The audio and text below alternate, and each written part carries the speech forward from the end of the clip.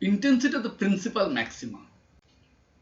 Intensity would be maximum if sin gamma is equal to 0. The condition of sin theta is equal to 0 is sin n pi. So here gamma will be n pi. N, its value is integer number starting from 0, 1, 2, 3 on either sides, that is plus minus.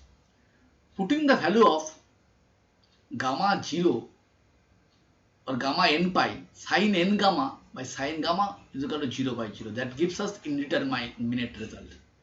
This can be solved using L'Hospital's rule. So L'Hospital's rule's limit gamma tends to plus minus n pi.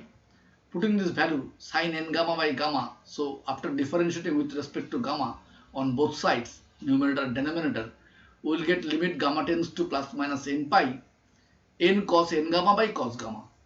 So cos n gamma, putting the value of n pi, this is 1 and denominator will also be 1. So we will get the value is n.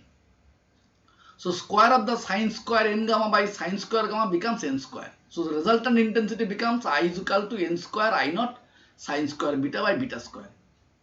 So intensity is directly proportional to the square of the ruling lines. So as the ruling lines is high, that means 600 lines per centimeter, that millimeter, that means 6000 lines per centimeter. The square of this 6000 is huge. So intensity is much more than the single slit and double slit diffraction pattern in case of grating or n slit diffraction pattern. So gamma becomes plus minus n pi. N, its values are 0, 1, 2, 3, etc. So putting the value of gamma, we can simplify b sin theta is equal to plus minus n pi. This is the grating equation. Now condition for minima. Minima will form if sin n gamma is equal to 0, but sin gamma not is equal to 0. If sin gamma 0 means this is indefinite.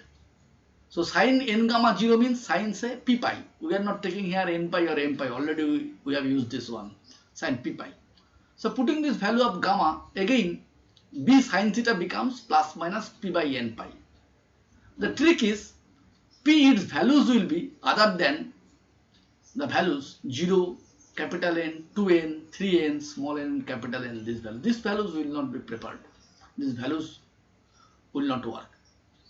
The p, its values will be 1, 2, 3 up to n minus 1. Thus there are at least n minus 1 minima in between two principal maxima. There is a special note.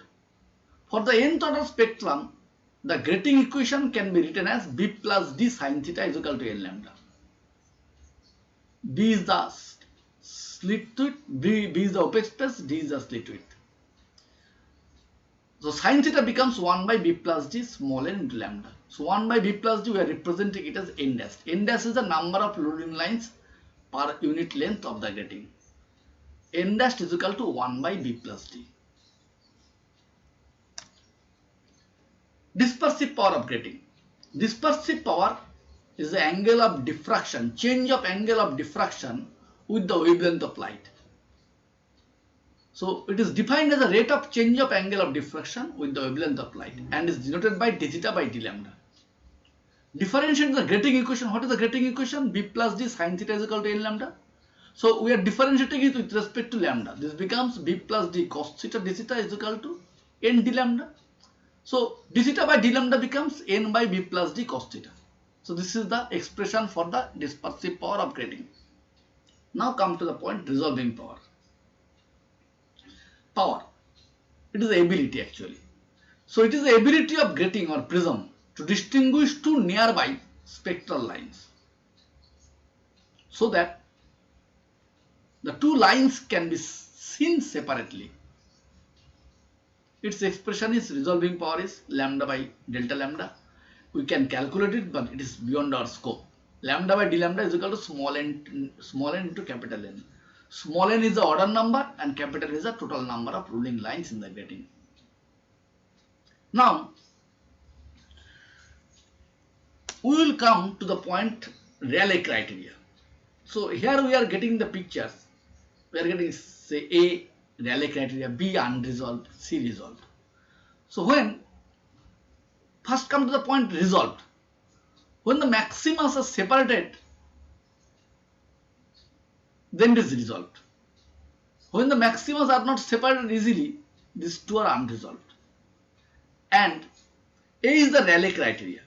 First I am telling the Rayleigh criteria. When the central maximum of one source coincides with the first maximum of the other,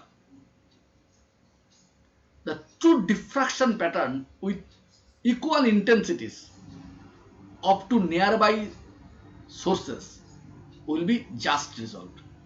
This condition is Rayleigh criteria. These two nearby sources are just resolved. Just resolved. This is Rayleigh criteria. Now come to the point resolved, that is point C. The two objects are said to be just resolved if the separation between the central maxima, this is the central maxima, this is also central maxima of these two objects is just equal to the distance between the central maximum.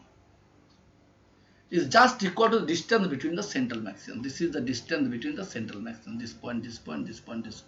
This is the distance, this is the distance. This is the result.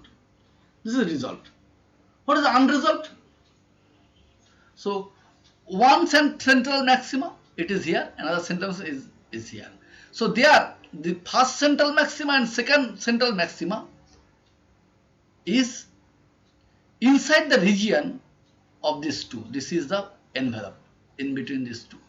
They are unresolved. That means the two objects is larger than the separation between central maximum of the two objects.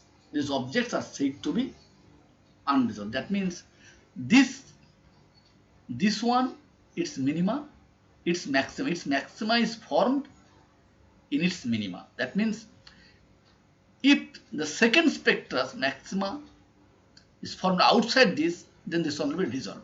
But it is in between the maxima and minima. This is here, this is the minima. Here it is formed. This is unresolved. Here, this is the first spectra, this is the second spectra. So second spectra maxima is formed after the minima of the first spectra. This is resolved. A Rayleigh criteria is the just resolved condition. This is the minima, it is formed. The maximum of the second spectra is formed, the minimum of the first spectra. This is a just result. So this is all about the diffraction.